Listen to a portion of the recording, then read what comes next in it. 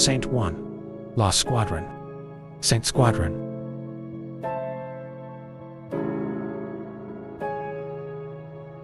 In the vast emptiness of the Nevada desert, under an indifferent sky spattered with stars, a security guard named Eli Meyer stood at the edge of Area 51. He had always been drawn to the strange, had enlisted to get a glimpse of things he was never supposed to see. Yet, after 6 years on the job, his nights had grown monotonous. It was always the same: the darkness, the desert, and the hush around the mysterious facility. But tonight felt different. He couldn't put his finger on it, but there was a weight in the air. Something almost alive. The chill of the night prickled the back of his neck as he made his rounds. The wind hummed low, bending around the hidden buildings and hangars that dotted this sprawling base. Eli's routine was to patrol Sector C, the oldest part of the facility. Most of it was unused, its hangars filled with ancient machines and equipment that had been abandoned for decades. This section had been used in the 1950s, he'd heard, for projects nobody would confirm or deny. Rumors whispered of experimental technology, extraterrestrial research, and something more sinister.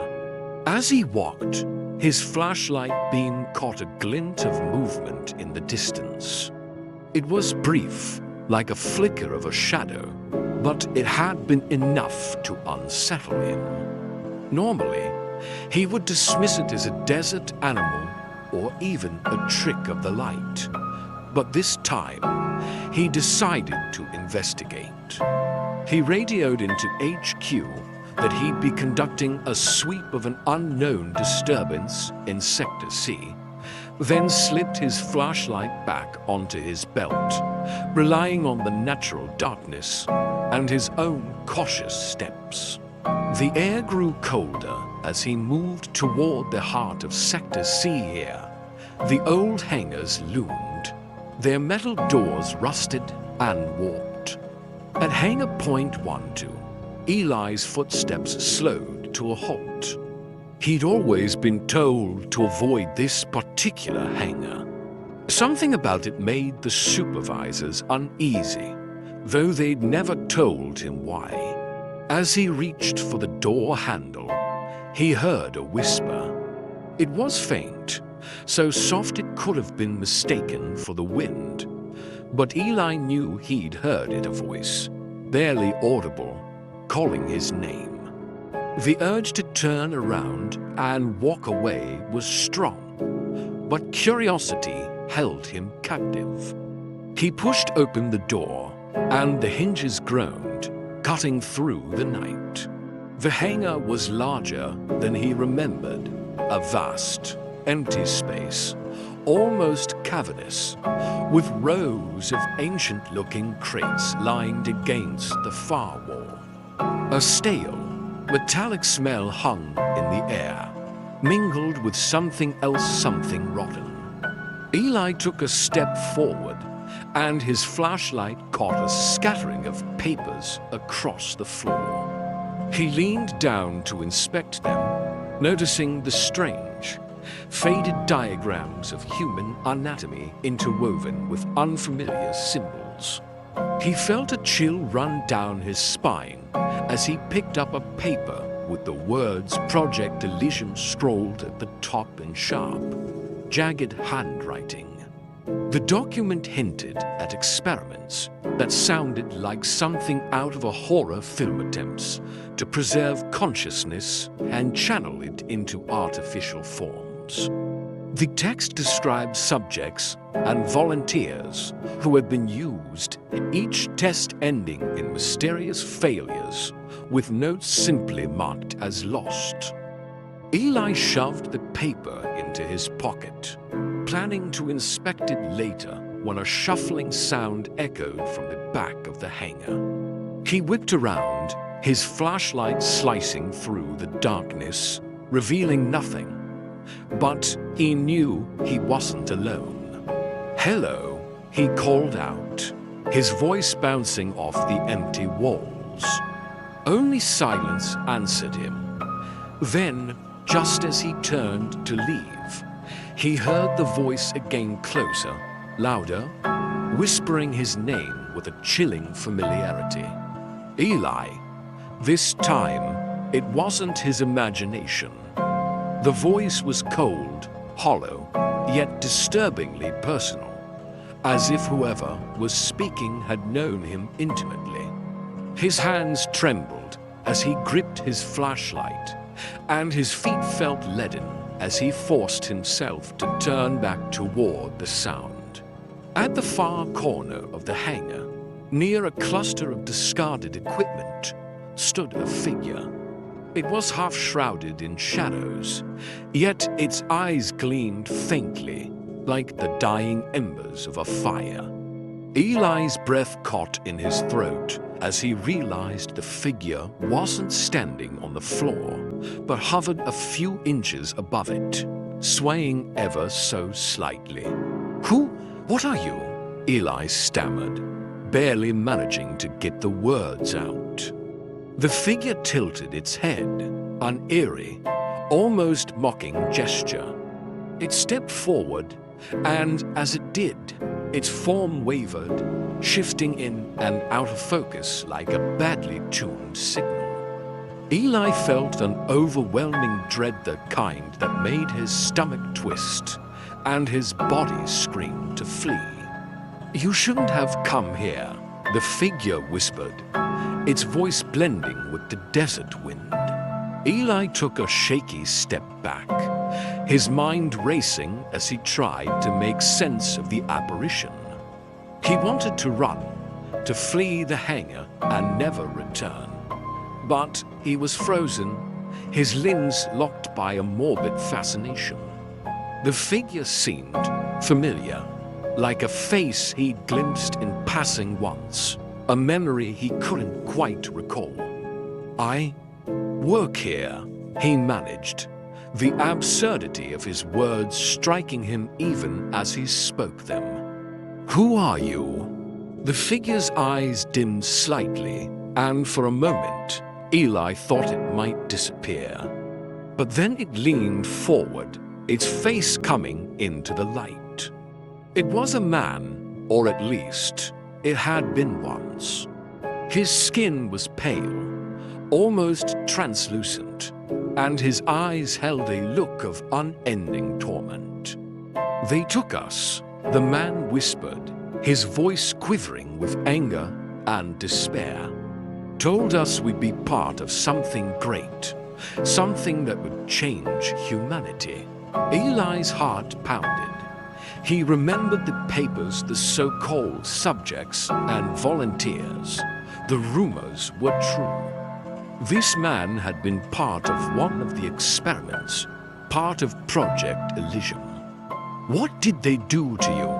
Eli asked, his voice barely above a whisper. "They took our minds," the figure replied, his voice thick with pain. "Our souls, trapped forever in darkness." The figure reached out, and though his hand passed through Eli like mist, Eli felt an intense cold grip his chest. It was as if he'd been plunged into icy water, his vision blurring, his thoughts slowing. He staggered back, gasping for air as the hangar seemed to shift around him, its walls fading, replaced by images of a sterile laboratory filled with blinding lights and shadowy figures in white coats. He saw himself lying on a cold metal table, restrained, unable to move. Machines buzzed and whirred, and a voice, deep and clinical, echoed in his mind. Subject 100 for failure.